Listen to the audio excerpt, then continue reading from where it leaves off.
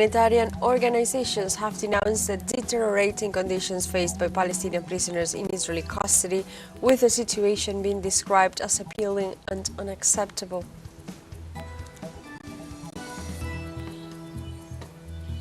Jamaica is continuing to receive a steady stream of humanitarian aid in response to the devastation caused by Hurricane Melissa.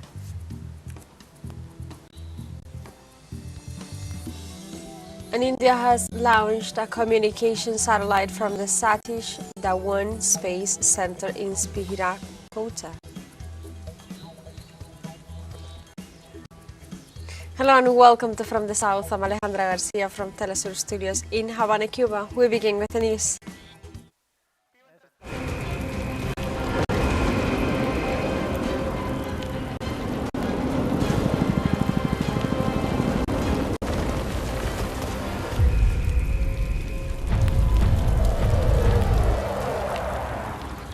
The Palestinian resistance movement, Hamas, rejects false U.S. accusations about alleged looting of humanitarian aid trucks in the Gaza Strip. Hamas describes Washington's statements as a pretext to reduce aid and cover the international failure to end the siege and impose famine in Palestinian territories. The movement highlights the sacrifice of over 1,000 dead and hundreds wounded among Gaza's police and security forces, who under extreme conditions protected aid convoys to ensure delivery to civilians. The resistance insists that no local or international institutions reported similar incidents.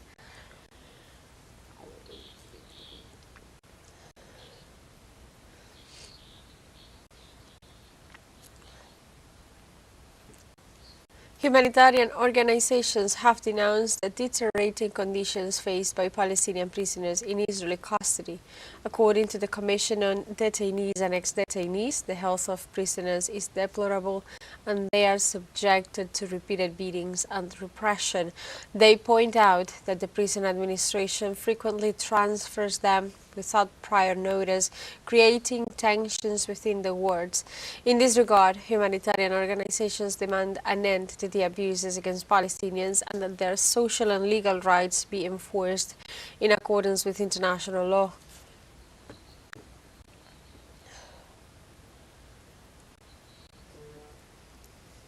And Palestinian authorities report that Israel is limiting humanitarian aid into Gaza, allowing access for only 145 trucks daily. The Gazan government media office reported that since the ceasefire began, 3,238 vehicles entered Gaza, including 639 carrying goods and 2,564 with humanitarian supplies. Only 115 trucks of fuel were allowed, just 10% of the 1,100 promised. Restrictions disrupt vital energy supply essentials for hospitals and basic services, and also medical officials warned that limited medical supplies jeopardize tens of thousands of patients. The international community is also urging to pressure Israeli Prime Minister Benjamin Netanyahu to fulfill aid commitments and reverse the humanitarian crisis.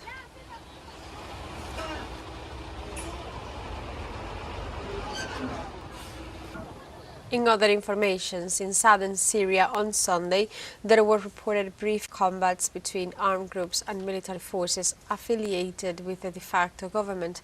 Both groups clashed in the city of Walga after the de facto government attempted to enter the territory.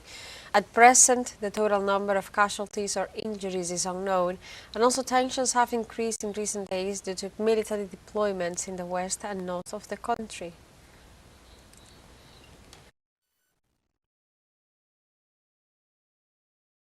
And also in South Korea, the Asia-Pacific Economic Cooperation Summit APEC ended Saturday in Gyeongju with a call to expand trade and cooperation in the face of challenges from artificial intelligence and demography. South Korean President Lee Jae-myung, host of the meeting, emphasized that to maintain the prosperity of the region, they need to expand trade and cooperate with each other. At the closing ceremony, 3 documents were adopted, including the Gyeongju Declaration, which reaffirms the commitment of the the 21 members of the forum to open markets and sustainable investment.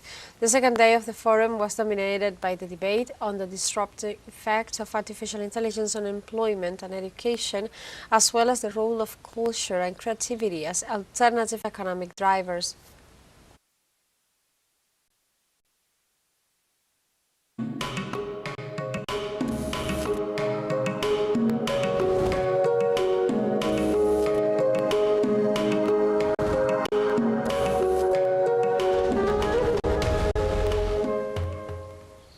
And Bolivians celebrate All Saints' Day, a holiday that blends Christian traditions with Indian beliefs.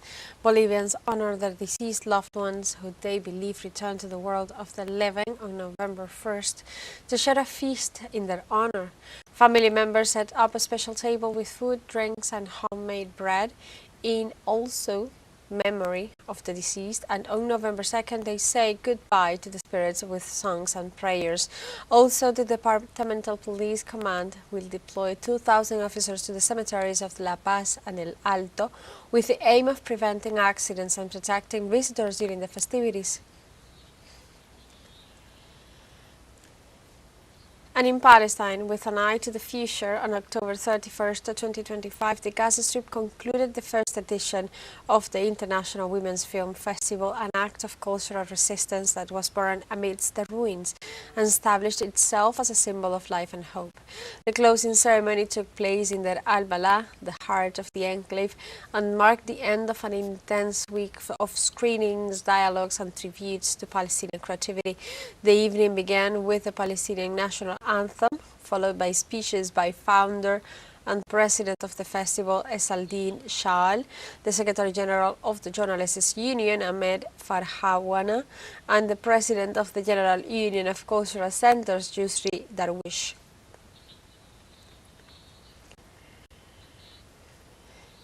For its part, Egypt inaugurated the Great Egyptian Museum at the foot of the Pyramids of Giza this Saturday, a historic event that marks the launch of the institution, which began construction almost 2 decades ago and has been partially open since 2023. Egyptian President al-Sisi stated that they are writing a new chapter in the history of the present and future of this ancient country. The opening ceremony began at 7 p.m. local time with the arrival of the guests of honor at the special venue set up outside the museum, among whom were 39 heads of state, kings and princes from around the world, as well as representatives from 40 other countries.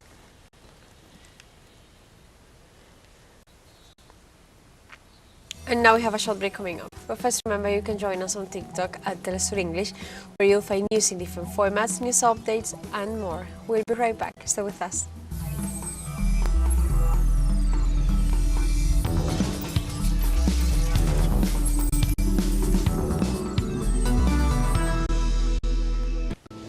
Welcome back to From the South.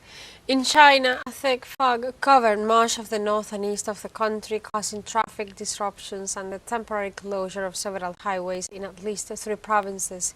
The thick fog occurred Friday midnight through Saturday morning, forcing authorities to implement safety measures such as traffic regulations, signage, and vehicle guidance at major intersections. Toll stations were supplied with emergency equipment, water, food, and first aid kits to provide assistance to drivers.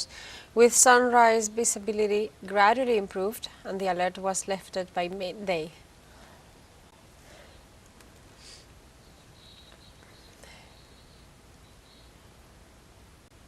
And also, following devastating Hurricane Melissa, El Salvador has offered support to Jamaica by sending medical and rescue teams and supplies to assist the victims.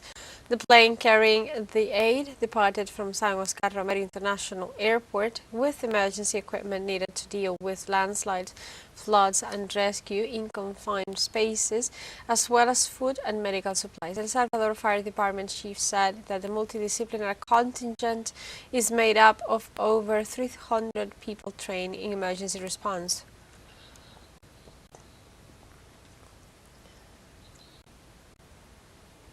And in this context, humanitarian aid continues to pour into Jamaica to counter devastation caused by Hurricane Melissa. Social and international organizations began distributing food and water on Saturday to hurricane victims that had not yet received any humanitarian aid. Jamaican authorities have stressed the importance of getting aid to communities affected by the storm, which caused the power lines and trees to fall. Also, the Jamaican government has expressed its condolences to the families of the 28 victims killed by Hurricane Melissa.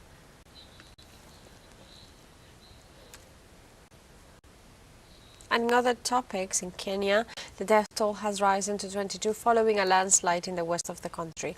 According to social organizations, the areas most affected by torrential rains and flooding remain inaccessible by road, and also rescue efforts continue amid heavy rainfall. Disaster management agencies are searching through the rubble of collapsed houses for 30 people still reported missing.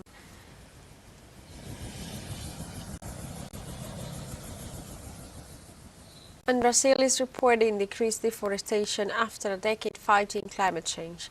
Climate authorities said the news not only represents a victory for the environment, but that it is also highlighting the effectiveness of renewed public policies and the role of society in those initiatives. They also said that legal deforestation in the Amazon has decreased by 22.3% compared to 2024. However, for now, climate threats persist, which require constant vigilance and a long-term commitment from all sectors of society.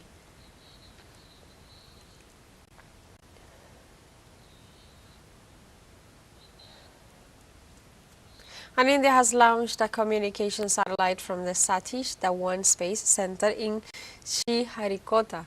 India's space agency reported that the CMS-03 satellite is the heaviest yet to be launched, and also the agency informed the satellite will provide extensive coverage of the oceanic region and the entire country, and is designed to provide communication services for at least 15 years.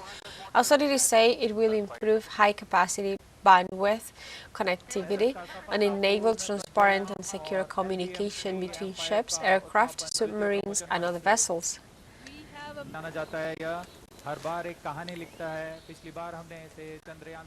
And we have a second show break coming up. Before, we invite you to visit our Facebook page at teleSUR English, there you'll be able to watch our top stories, special live coverage, and much more. Follow our page and activate the notification button to stay up to date on the world's most recent events. For a show break, we'll be right back.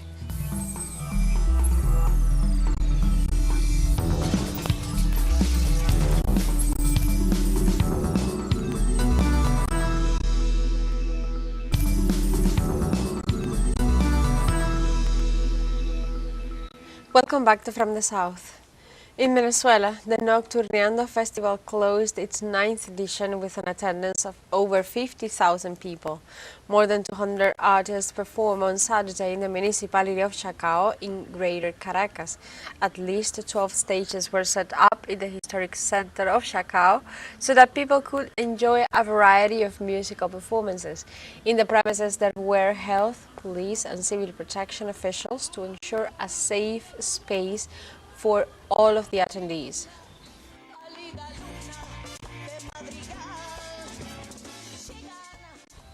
And speaking of cultural events, over 600 youngsters and adults took part in the traditional educational gathering of the La Llora dance in the Pulse Square, La Victoria New Circus in Aragua State. At the practical seminar, Governor Joanna Sanchez highlighted the importance of traditional culture for the development of Aragua families. La Llora is a typical and traditional dance native to the municipality of Jose Felix Rivas, which has become a cultural and folkloric reference inside and outside the state of Aragua.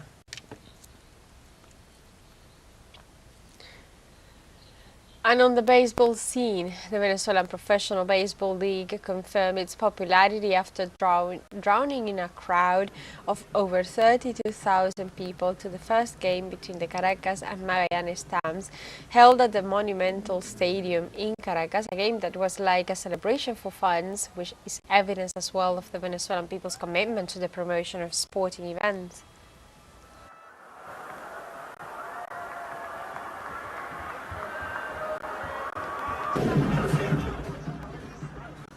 And in other news, the government shutdown in the United States entered its second month on Saturday, November 1st, becoming the second largest in the country's history and is now in a socially critical phase. The shutdown has plunged 42 million residents in the country who depend on food aid into total distress as the program has run out of funding.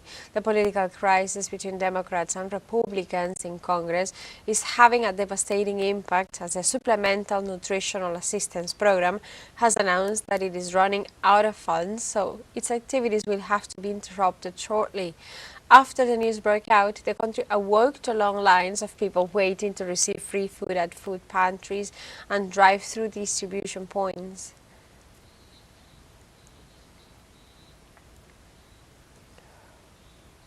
And in a new episode of Hemispheric Interference, US President Donald Trump ordered the Pentagon to prepare for a possible military attack against Nigeria. On his social media platform, Truth Social, Trump announced that he had instructed the Pentagon on a possible military intervention under the pretext of completely eliminating alleged Islamic terrorists. In his message, Trump warned that if the Nigerian government does not act quickly, the U.S. military could enter the territory with all its artillery, describing a hypothetical operation as rapid, vicious, and forceful. As an additional measure of pressure and interference, Trump threatened to immediately suspend all aid and assistance to Nigeria if the supposed attacks against Christians in the country are not stopped.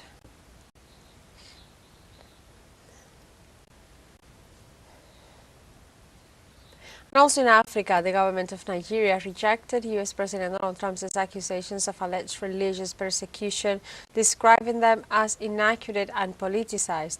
The Ministry of Foreign Affairs strongly rejected Trump's accusations while accusing the U.S. of attempting to interfere in the country's internal affairs. Abuja's firm response comes after war threats from the White House and as Donald Trump's public call for U.S. lawmakers to investigate what he called mass murders of Christians in Nigeria by radical Islamists. The measure announced by the U.S. president reflects his intention to reinstate Nigeria on a U.S. list of countries of particular concern, a designation that has historically been used as a pretext to justify unilateral sanctions against sovereign nations.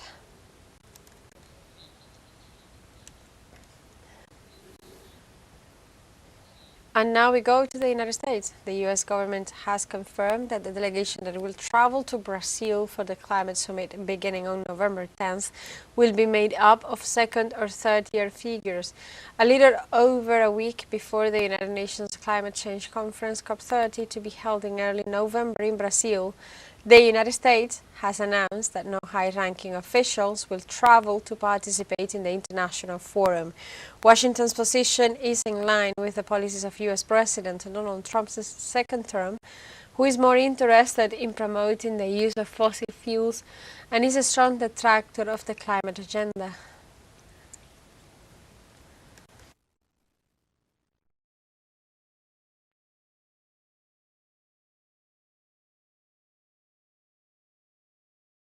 The presidents of Mexico and Brazil intend to promote a new trade agreement to cement a more robust access of cooperation on the continent. Mexican President Claudia Sheinbaum announced she had an important telephone conversation with her Brazilian counterpart, Luis Inácio Lula da Silva. The dialogue focused on exploring new opportunities for collaboration and the firm commitment to maintain and intensify cooperation between the two largest economies in Latin America. The presidents spoke about economic complementarity and opportunities for collaboration. President Sheinbaum expressed interest in Brazilian cooperation in strategic areas and also highlighted the need to increase ethanol production to meet Mexico's growing demand, an area of Brazil's expertise.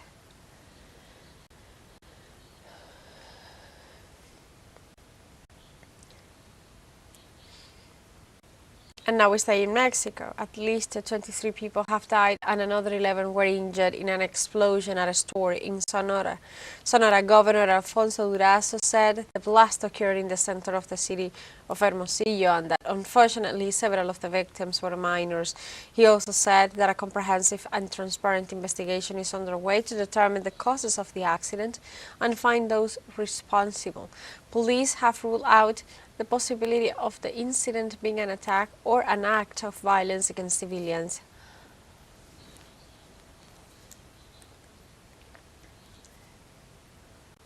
And we go to Argentina. The 34th LGBTQ plus Pride March was held this Saturday, the first major demonstration since the last legislative elections. The key slogans of the day were "Stop lying and stigmatizing trans children and teenagers and those who support them," access to hormones and inhibitors, respect for the voices, the rights, and the right to grow up with love, and violence from the state generates violence in society, enough violence, enough hate crimes. Those were the slogans. In addition, demands an anti-discrimination law and calls for an end to the criminalization of protest. This march took place 9 months after the last time the LGBTQ plus movement took to the streets to protest against the stigmatizing and hateful rhetoric of President Javier Milei.